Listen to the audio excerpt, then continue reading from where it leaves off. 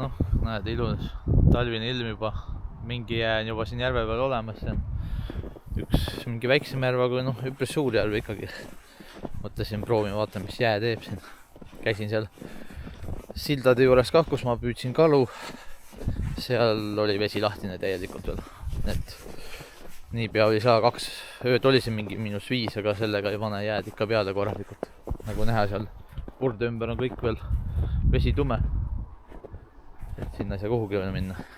Vaatame, mis siin teeb. Ma ei teagi, kus see jää siin on. Kus see jää algab siin. Näe, isegi on jää, kuule.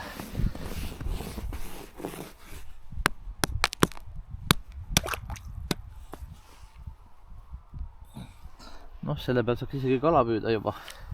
Mingi, mis ta on? 4 senti või?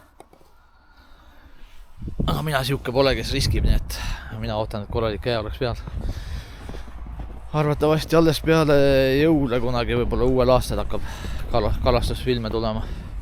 Siis kui jää korralik peal on, vaatasin, siin tulevad 0-kraadised ilmad jälle, et mingit suurt jäälootust pole. Võib-olla väiksema lombi peale, aga jah, nüüd tulevad jõulud peale ja peale jõule võib-olla alles siis võib-olla on tulnud jääkeist sinna jõe peale, kus ma kala püüdsin. Sealt tahaks küll teada, äkki on suured kohad seal. See oleks huvitav.